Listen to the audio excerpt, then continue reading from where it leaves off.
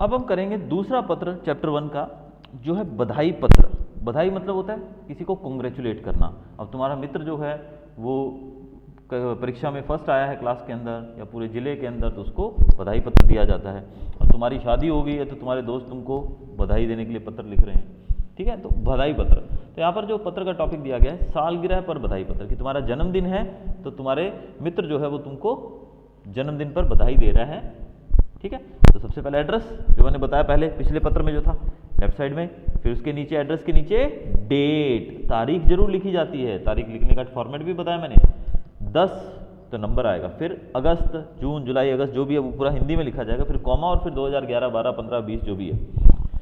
फिर प्रिय मित्र साहिल, किसको लिख रहे हो? अपने मित्र साहिल को लिख रहे हो। अब पीछे हमने देखा कि साहिल ने जन्मदिन पे बुलाया था, अब साहिल को बधाई पत्र दिया जा रहा है, तो प्रिय मित्र साहिल, फिर वही सप्रेम स्मरण, उसको विश करना है ना।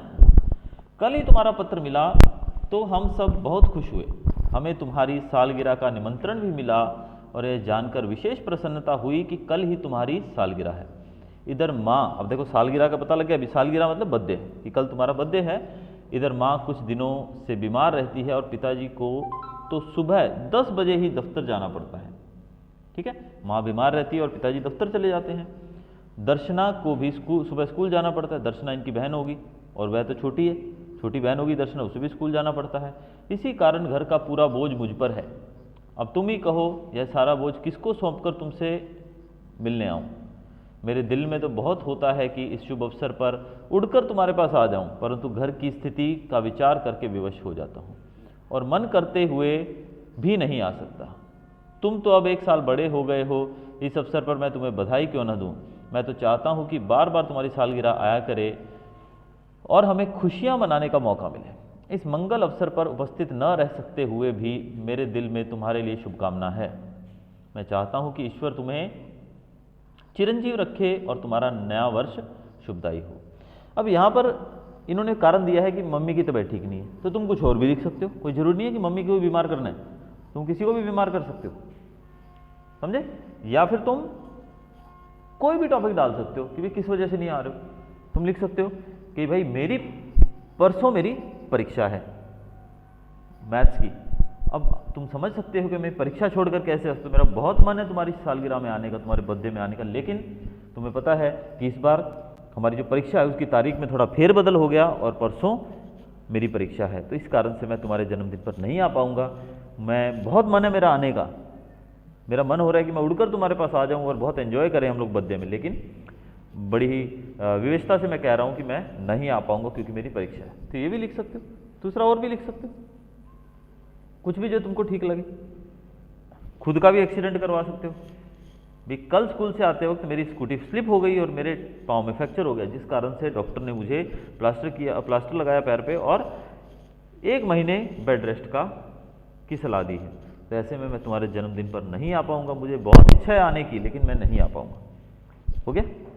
लेकिन इसमें एक चीज़ का अपने को ये भी ध्यान रखना है कि जब हम पत्र लिखते हैं तो छोटे छोटे पैराग्राफ्स के अंदर लिखते हैं हमेशा। कैसे पैराग्राफ्स होते हैं? छोटे छोटे पैराग्राफ। कभी भी पत्र भले हिंदी में लिखो, इंग्लिश में लिखो, गुजराती में लिखो, लेकिन हमेशा छोटे छोटे पैराग्राफ्स में होना चाहिए, यानी कि 3-3, 4-4, 5 लाइनों का एक पैराग्राफ। कोई जरूरी नहीं है कि बच्चे क्या करते हैं, शुरू करते हैं पेज के स्टार्टिंग से और एंड में जाके खत्म करते हैं, ऐसा नहीं होता। पत्र हमेशा, या कोई भी उत्तर भी लिखते हो ना, हिंदी, गुजराती, मराठी, सोशल, इंग्लिश में, उसको हमेशा छोटे छोटे पैराग्राफ्स में लिखो, यानी कि एकदम 5-5, 6-6 लाइनों का एक एक पैराग्राफ होना चाहिए और उस पैराग्राफ के हिसाब से तुम लोग लिख सकते हो, ठीक है। पर पैराग्राफ होना बहुत जरूरी है, ठीक है। तो पत्र कोई भी लिखना है उसमें ये चीज़, बाकी चीज़ मैंने आपको बता दी, लेकिन पत्र के अंदर पैराग्राफ छोटे छोटे लिखने हैं। अंत में पत्र को खत्म करते वक्त तुम्हारा मित्र XYZ, जो भी तुम्हारा नाम है, तुम अपना नाम लिख सकते हो, ठीक है। अब ये पत्र हुआ हमारा। अब हम करते हैं एक और पत्र, जो है आश्वासन पत्र। क्या है ये? आश्वासन पत्र। अब टॉपिक क्या है? खेल महाकुंभ में असफल सखी को आश्वासन पत्र, यानी कि तुम्हारी एक मित्र है, ठीक है, तुम्हारी सखी। अब जो लड़के हैं, यहाँ पर देखो सखी दिया गया है तो तुमको सखी को ही लिखना है। अब तुम बोलोगे सर हम तो सखा हैं, हम तो लड़के हैं, तो हम सखी को कैसे लिखें? अभी हम तो पुरुष हैं, लड़के हैं तो लड़कों की तो सहेली थोड़ी होगी, हम तो सखा हुए ना, हमारे तो मित्र होंगे, दोस्त होंगे। तो ऐसे में क्या करना है, आपको लड़की बन के लिखना है। आपका नाम कुछ भी है, आप उसको बदल के कुछ भी रख दो। वो स्कूल वाले पत्र में ये चेक करनी है कि बंदे का नाम तो करण था और इसने तो करणी बन के लिखा है, उससे कोई फर्क नहीं पड़ेगा, ठीक है। लेकिन जिस तरीके से लिखा गया है वैसे ही आपको लिखना है, ठीक है। अब खेल महाकुंभ में आपकी जो सखी थी, आपकी जो दोस्त थी, वो फेल हो गई, यानी कि उसको कोई भी स्थान नहीं मिला, उसका प्रदर्शन अच्छा नहीं रहा खेल महाकुंभ में, तो वो काफ़ी डिप्रेस है। तो उसको तुम आश्वासन पत्र लिखो कि कोई बात नहीं, तुमने ट्राई किया, वो बड़ी बात है, सफल होना ना होना वो एक अलग बात होती है, ये हो सकता है ना। तो ऐसे में बताइए, सबसे पहले आपने लिखा जैसे यहाँ पर एड्रेस में मातृछाया स्टेशन रोड कालूपुर अहमदाबाद, वो मातृछाया में भी जो भी जगह का नाम है, कोई एड्रेस मैंने बताया आप कुछ भी लिख सकते हो, ठीक है, वो आ गया। उसके बाद तारीख आएगी, तारीख के बाद प्रिय सखी, अब सखी का नाम है यहाँ पे नहीं दिया गया, टीना, मीना, रीना, सीना, जो भी लिखना है लिख दो। सप्रेम स्मृति, स्मृति का मतलब होता है याद, कि तुम्हें मेरी बहुत बहुत याद। आज तुम्हारे पिताजी से फोन द्वारा पता चला कि तुम खेल महाकुंभ में चक्र फेंक प्रतियोगिता में असफल हो गई। चक्र फेंक मतलब वो जो क्या कहते हैं उसे, शॉर्टपुट नहीं, शॉर्टपुट तो वो होता है गोला फेंकना, चक्र फेंक वो नहीं होता गोल जो प्लेट फेंकते हैं, प्लेट सी होती है, क्या कहते हैं उस गेम को, शॉर्टपुट नहीं, चलो वट एवर इट इज, वो जो खेल, वो कोई चक्र फेंक इन्होंने कहा है, तो आप चक्र फेंक नहीं लेना है, तो मतलब आप लोग, अब मुझे पता लगा कि तुम 100 मीटर दौड़ में फेल हो गई, 100 मीटर दौड़ रेस तो हो सकती है ना, तो उसमें फेल हो गई, तुम असफल हुई। इस समाचार से मुझे बहुत दुख हुआ कि तुम्हारा इस प्रतियोगिता में प्रदर्शन अच्छा नहीं रहा। हमने तुमसे बहुत आशा लगा रखी थी कि तुम जिले में प्रथम आओगी, यानी कि हमें तो बहुत उम्मीद थी कि तुम 100 मीटर रनिंग में जिले में प्रथम आओगी, फर्स्ट आओगी, लेकिन जब तुम्हारे पिताजी से मुझे फ़ोन पर यह पता लगा कि तुम असफल होगी, तुम्हारा प्रदर्शन अच्छा नहीं रहा है। प्रिय सखी, हम सोच रहे थे कि तुम तो जिले में, पूरे डिस्ट्रिक्ट में फर्स्ट आओगी, लेकिन ऐसा नहीं हो पाया। प्रिय सखी, खेल में हमेशा जीतना ही महत्वपूर्ण नहीं होता। अब जो कुछ होने वाला था हो गया है, इसलिए उसका शोक न करना चाहिए और इस असफलता से निराश भी न होना चाहिए। असफलता की भी सफलता का सोपान है। सफलता नहीं उन्हीं के चरण चूमती है जो अपने ध्येय प्राप्ति के मार्ग में डटे रहते हैं। अब निराश या हतोत्साह होने से कोई फायदा नहीं है। मैं चाहती हूँ कि तो अब तुम दुगने उत्साह से अभ्यास करो, तो अगले साल तुम्हें अवश्य सफलता मिलेगी और तुम अपने जिले में ही नहीं गुजरात में प्रथम आओगी।